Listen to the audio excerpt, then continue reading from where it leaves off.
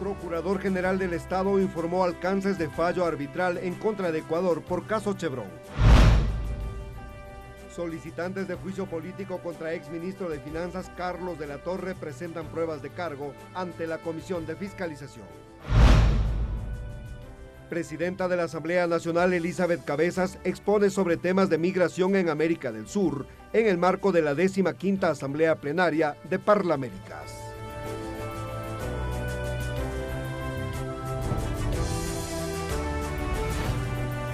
Televisión Legislativa presenta TVL Noticias, emisión central con Mariela Logroño. Miércoles 12 de septiembre del 2018, amigos y amigas televidentes, ¿cómo están? Muy buenas tardes. Les damos la cordial bienvenida a la emisión central de TVL Noticias con información que se ha generado hasta este momento en nuestro país. Gracias a quienes nos sintonicen a través de Canal 42 en Quito y también en nuestro sitio web tvl.asambleanacional.gov.es. De inmediato, las noticias.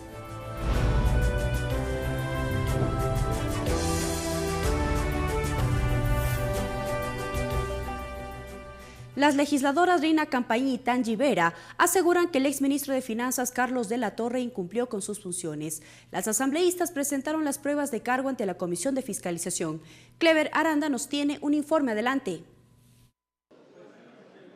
¿Qué tal, compañeros? Buenas tardes. 3 asambleístas de la provincia de Manabí y Esmeraldas plantean un juicio político contra el exministro de Finanzas Carlos de la Torre. Aseguran que utilizó recursos destinados para la reconstrucción de Manabí y Esmeraldas como dinero corriente. Sobre esta temática se refirió la legisladora Rina Campañí. El exministro de Finanzas Carlos de la Torre tomó 300 millones de dólares y lo trasladó de la cuenta de la Ley de Solidaridad, los trasladó a la cuenta única del Tesoro, cosa que lo prohíbe la Constitución. En el artículo 286 de la Constitución de la República habla claramente que los egresos permanentes se financiarán con los ingresos permanentes. Y también dentro del mismo artículo señala de que solo puede él ocupar este tipo de dinero, podía ocupar ese dinero, pero siempre y cuando el presidente de la República lo hubiera calificado por cuando es emergencia por salud, educación y justicia, pero ninguna de esas 3 cosas es. En la actualidad, Carlos de la Torre ya no figura como ministro de Economía y Finanzas, por ende el juicio político solamente contempla la censura. Aseguran que es importante dejar un precedente para que actos como este, que según las legisladoras afectó en la construcción de varias obras en las 2 provincias, no se vuelva a suscitar. La legisladora Tangi Vera se pronunció al respecto. La censura del ministro de Economía y Finanzas tiene que darse. Tenemos las pruebas contundentes, pruebas objetivas, pruebas reales que demuestran el incumplimiento de funciones del exministro Carlos de la Torre. ¿Qué sentido tiene? Pues sentar un precedente, únicamente sentar un precedente para que no vuelva a ocurrir nuevamente o por tercera ocasión lo que ha sucedido con los fondos de la Ley de Solidaridad. A su llegada a la Comisión de Fiscalización, Carlos de la Torre prefirió no emitir criterios. Aseguró que se pronunciará ante los medios de comunicación una vez que concluya la diligencia. Con esta información vuelvo con ustedes, compañeros. Buenas tardes. Gracias a Clever por esa completa información.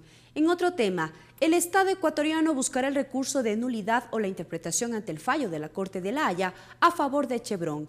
El procurador del Estado, Íñigo Salvador, asegura que es un laudo parcial. Luego que el Tribunal Arbitral Internacional de La Haya falló en contra de Ecuador en el caso Chevron, el procurador Íñigo Salvador fue convocado a la Comisión de Fiscalización.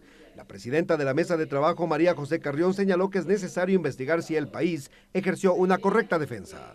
Si es que el procurador determina que la defensa no fue oportuna, que no fue ágil, que no fue diligente, que no hizo o interpuso las acciones que podría haber interpuesto en el ámbito de este análisis jurídico internacional a través de la Corte de La Haya, pues por supuesto, ese es nuestro rol y deberíamos de manera inmediata comenzar todo el proceso de fiscalización y, de ser el caso, el juicio político. El abogado de los perjudicados, Pablo Fajardo, asegura que el fallo es ilegal y que los jueces actúan en favor de las transnacionales. En el laudo arbitral pretenden obligar al gobierno ecuatoriano a violar su propia constitución y a violar los derechos constitucionales de la población de Orellana y Sucumbíos. Entonces el laudo es inaplicable desde nuestro punto de vista. El Procurador del Estado Íñigo Salvador manifestó que es un laudo parcial, no el último. Sostuvo que el fallo de la Corte Nacional no puede quedar sin efecto porque es un litigio entre privados. El tribunal declaró, uno, que no se probó la existencia de la supuesta colusión que había alegado Chevron. Es decir, el Estado ecuatoriano y los demandantes no estaban actuando de consuno con el propósito de causarle daño a Chevron. Procurador acotó también que el Estado ecuatoriano buscará la acción de nulidad o la interpretación. Para realizar ambas solicitudes tenemos, como he dicho, 90 días. La de interpretación deberá resolverse en 45 días.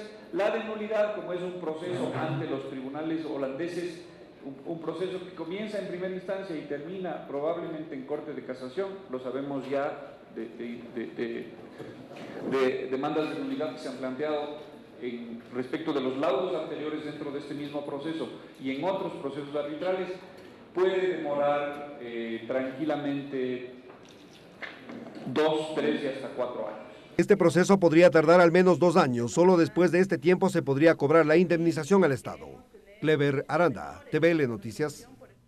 Según el Ministerio del Interior, el número de ciudadanos venezolanos que ingresó al país en el mes de agosto disminuyó.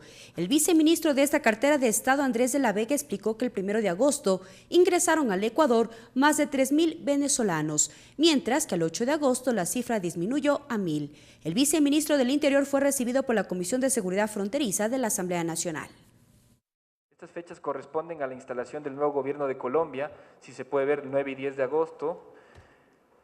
Y más adelante tenemos unos picos de 17 y 18 de agosto que corresponden a la decisión del gobierno de Perú de pedir el ingreso de ciudadanos venezolanos con pasaporte. Entonces vemos que estos picos podrían responder a ese tipo de situaciones. Si analizamos, en cambio, otros picos de meses anteriores, esto era solamente para ejemplificar cuando han habido situaciones de elecciones en Venezuela, procesos de convertibilidad de la moneda, etcétera, también vemos estos picos, entonces es interesante.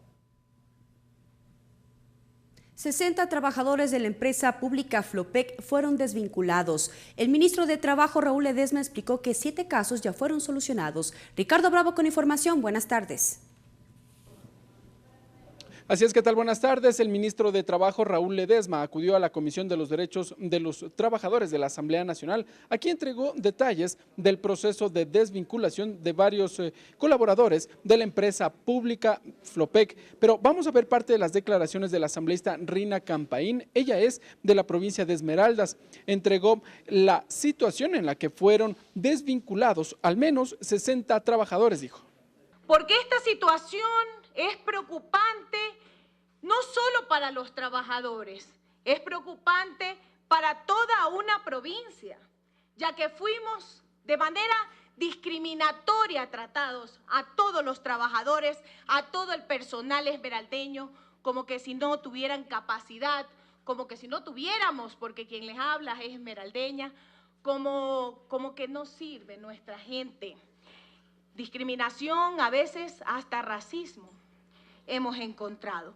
Cristóbal Núñez fue desvinculado de la empresa pública Flopec. Él hizo una consulta directa al ministro Raúl Ledesma. La pregunta del millón de todos los compañeros, ¿y por qué nos votan?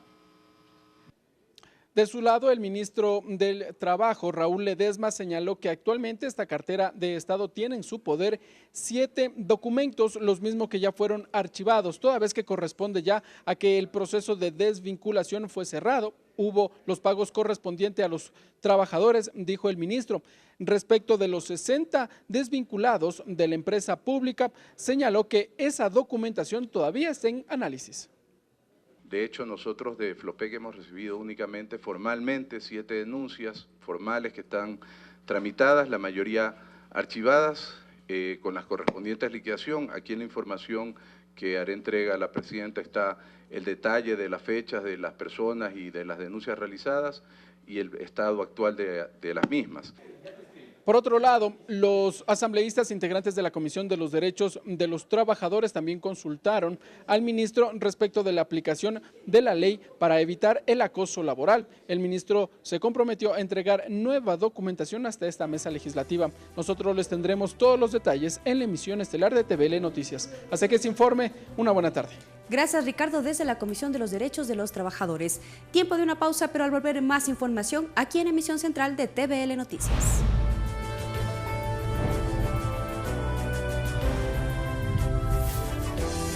Regresamos con TVL Noticias Emisión Central, luego de la siguiente pausa promocional.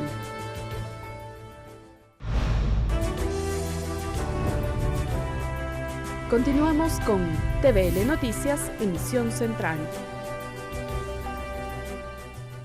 Continuamos con más información y les contamos que días atrás César Montúfar, activista político, solicitó al presidente de la República vete totalmente el proyecto de ley de lucha contra la corrupción, aduciendo que el cambio en el tipo penal favorecería al ex vicepresidente de la República, Jorge Glass. En rueda de prensa, la titular de la Comisión de Justicia, Marcela Guiñaga, hizo sus aclaraciones al tema. ¿Qué es lo que menciona el señor César Montúfar? Que nosotros favoreceríamos con esta reforma la salida del exmandatario en virtud de un cambio en el tipo penal. Quisiera primero rechazar categóricamente porque esto deslegitima el trabajo que han venido haciendo con mucha seriedad los miembros de esta comisión y también los señores legisladores en el Pleno que debatieron y que apoyaron esta reforma. ¿A qué se refiere la reforma? Primero, nosotros, y quisiera así que ustedes pueden acceder a ellos, recogimos una propuesta presentada en el año 2016 por el defensor público, el doctor Ernesto Pazmiño. ¿Cuál es la propuesta que él propone? Él propone básicamente que se mejore la tipificación de asociación ilícita. El asambleísta César Carrión exhortó al Ejecutivo a revisar el proyecto de ley de lucha contra la corrupción. La iniciativa fue aprobada por la Asamblea Nacional y está en manos del presidente de la República para veto. Se trata del artículo 581, en el cual se deroga este último inciso, en el cual consta descrito en el Código Orgánico Integral Penal sobre el presupuesto de procedibilidad. Este presupuesto de procedibilidad significa la condición de que el señor Contralor o la Contraloría emita un informe con responsabilidad penal y luego pues la Fiscalía realice el procedimiento judicial que corresponde. Sin embargo, al derogarlo este articulado, pues queda en caducidad todos los actos o los contratos, los megacontratos a 7 años atrás que tiene la potestad la Contraloría de emitir estos informes, quedando en caducidad, digo, estos contratos como Palo Azul, Enfarma, Hidrochina, tenemos OCP, estos quedarían en caducidad, quedarían en la impunidad porque ya no existiría esta atribución que tiene este articulado. Con la presencia de la Directora Nacional del Servicio de Rentas Internas y del presidente del Consejo Directivo del IES, la Comisión de Desarrollo Económico evaluó la aplicación de la Ley de Fomento Productivo. Según información del SRI, más de 60.000 contribuyentes se acogieron a los beneficios. Más de 62.000 contribuyentes han sido beneficiarios de la Ley de Fomento Productivo, según indicó la Directora Nacional del Servicio de Rentas Internas, Marisol Andrade. Desde la vigencia de la ley se acogieron el 99% a la remisión en las que figurarían los micro, pequeños y medianos contribuyentes. Los micro, pequeños y medianos contribuyentes podían solicitar facilidades de pago con un plazo de hasta 2 años y por eso se tiene previsto que alrededor de 172 millones sean recaudados en los próximos 2 años. Es decir, un valor total de 774 millones con este proceso de remisión. A días de la vigencia de la ley, según explicó la directora del SRI, las cifras demuestran que la meta de recaudación establecida en el 2018 será superada, pues al final del año se recaudará 602 millones de dólares, en el 2019 115 millones y en el 2020 57 millones. Yo había manifestado que los 602 millones que se establecieron como meta para el 2018 fue justamente derivado del histórico de los procesos de remisión anteriores, en donde entre el 25 y el 30% de los contribuyentes se acogieron. También evaluó los alcances de la ley el presidente del Consejo Directivo del IES, Manolo Rodas. Precisó que la meta de recaudación superaría los 189 millones de dólares. En el total de recaudación de 189 millones de dólares se está reduciendo intereses por 27 millones de dólares, porque como se hizo la puntualización, que es correcta, el monto, la obligación principal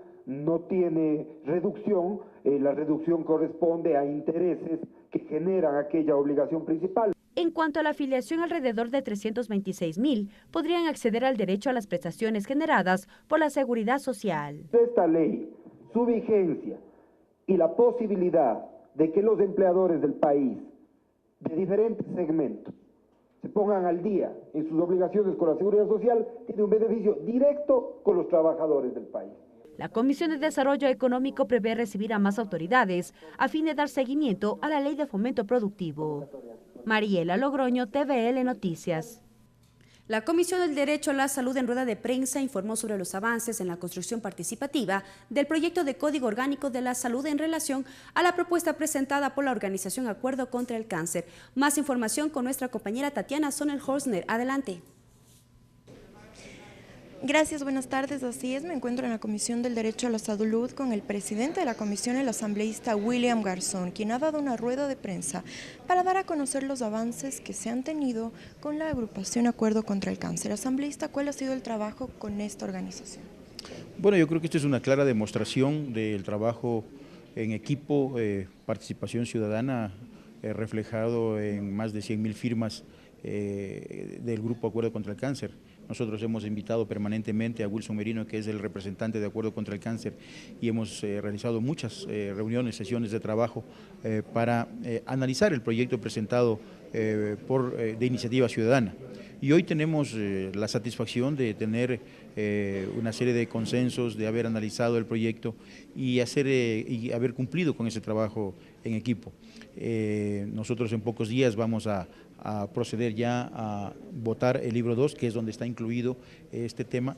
Le hemos dedicado un capítulo completo para lo que es el cáncer, por la importancia que esto amerita, y en ese sentido aspiramos a que exista el apoyo por parte de los compañeros asambleístas de la comisión para aprobar el libro 2. ¿Cuáles han sido las propuestas que se incorporan en el Código Orgánico de la Salud referente al cáncer? Bueno, recuerda que esto es un borrador y está sujeto todavía a aprobación, entonces hay varias propuestas, el que existan ciertos beneficios para los familiares de los pacientes con cáncer, el que exista ciertas tarifas preferenciales, son temas que se están analizando, cómo darles ser prácticos en el articulado. Ellos propusieron en un inicio que se cree un cuerpo colegiado que trate exclusivamente el tema del cáncer. Sin embargo, se ha hecho ver que eso sería inconstitucional, y lo que hemos hecho nosotros en el Código Orgánico de la Salud es, y que es una innovación, la creación del Consejo Nacional de Salud, que estará y parte de su representación serán los ciudadanos, y ellos se verán representados en este sector frente a las políticas públicas que tengan que dictar la Autoridad Sanitaria Nacional. Tendrá comisiones técnicas de este Consejo Nacional de Salud, y dentro de ellas va a haber una comisión técnica específica sobre enfermedades catastróficas y raras. Entonces, en ese sentido, hemos recogido el aporte de la ciudadanía a través de este proyecto presentado de Iniciativa Ciudadana. Asambleísta, después de la votación, ¿cuál será el siguiente paso para seguir el tratamiento del Código Orgánico de Salud?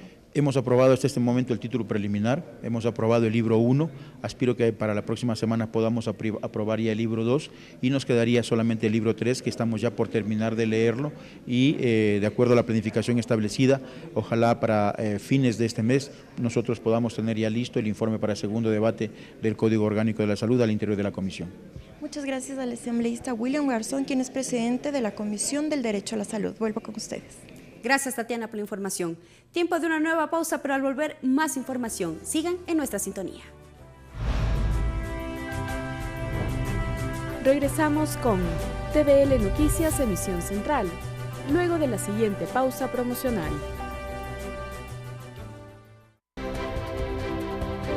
Ecuador en Parlaméricas. 15ª Asamblea Plenaria de Parlaméricas, promoviendo sociedades inclusivas para el desarrollo sostenible. Legislación, modelo y políticas para la integración económica y social de migrantes en América del Sur fue el tema de la ponencia que presentó la presidenta de la Asamblea Nacional, Elizabeth Cabezas, en el marco de las mesas de trabajo que se cumplen como parte de la 15ª Asamblea Plenaria de Parlaméricas en Canadá. La titular de la legislatura ecuatoriana pasó revista a los efectos que dejó en nuestro país la crisis bancaria de 1999 y el éxodo migratorio derivado de ese capítulo de la historia del Ecuador. Se refirió además a los avances logrados en materia de protección de derechos de naciones y extranjeros, con la promulgación de la Constitución del 2008 y posteriormente con la vigencia de la Ley de Movilidad Humana. No obstante, identificó las causas que han provocado flujos migratorios en la región y entre ellas citó a la corrupción. Tras recordar su propuesta de ley de recuperación de capitales presentada en la legislatura para hacer frente a esa realidad, hizo énfasis en la necesidad de aunar esfuerzos en la región para combatirla. Es necesario que de foros regionales como este Parlaméricas surjan entonces propuestas prácticas que protejan a las miles de víctimas silenciosas de este problema de la corrupción. ¿Cuáles son las acciones y cuál es la propuesta que nosotros queremos plantear en este foro? ¿Qué políticas concretas promovemos para mejorar estas condiciones de migración? En primer lugar, si acordamos que una de las causas fundamentales de la migración es la brecha provocada por la corrupción a gran escala, entonces deberíamos incluir en el debate mecanismos regionales de recuperación de capitales mal habidos y dirigidos prioritariamente a fondos regionales de integración y atención a todos los expatriados. Por otro lado, si reconocemos la obligación de los estados de garantizar los derechos de sus connacionales migrantes y de proveer los recursos para ello, deberíamos empezar a discutir mecanismos para que la comunidad internacional canalice fondos de los países de origen hacia sus migrantes a partir del análisis de ingresos fiscales en cuentas internacionales. La Comisión de Gobiernos Autónomos retomó el tratamiento del proyecto de reformas al COTAD. Entre los temas que han generado debate consta la evaluación de los comités barriales, incentivos para la reactivación productiva y las competencias de tránsito. En el marco del tratamiento del proyecto de reformas al COTAD de alrededor de 500 artículos, surgen nudos críticos como la revisión y creación de los comités barriales. A criterio del titular de la Comisión de Gobiernos Autónomos, Montgomery Sánchez, la participación ciudadana en la denominada silla vacía se ha politizado. Pero que esto desde alguna manera y en muchos casos que hay denuncias, digamos, se ha politizado y dependiendo del alcalde que esté, hace su ordenanza, su antojo y conforman estos comités barriales con gente exclusivamente de su agrupación. En el análisis de la propuesta para el legislador Rubén Bustamante, la reactivación productiva es otro de los ejes que deberán ser analizados. Para ello propone la creación de un consejo. Pero yo creo que la gran expectativa de la ciudadanía está cifrada justamente en eso. ¿Qué va a pasar con las carreteras? ¿Cómo voy a incorporarme ya más activamente? ¿Cómo voy a mejorar las condiciones de desarrollo en cada uno de los sectores del país? Las competencias de los GATS en materia de tránsito es la preocupación del asambleísta Javier Cadena. Se debe de establecer de que cada alcalde cuando inicie su periodo establezca un estudio que le permita incluso visualizar sus años de gestión, pero que sea cerrado para que no en cualquier momento estén creando operadoras ni cooperativas de transporte. Según información de la Comisión de Gobiernos Autónomos, se prevé contar con el informe para primer debate a finales del mes de septiembre. Mariela Logroño, TVL Noticias. La Comisión de Soberanía Alimentaria recibió a representantes del sector agropecuario para que expongan la problemática que enfrenta el sector. Bernardo Bravo, presidente del Consejo Sectorial Arrocero del Guayas, solicitó a las autoridades pertinentes el apoyo para los pequeños y grandes productores.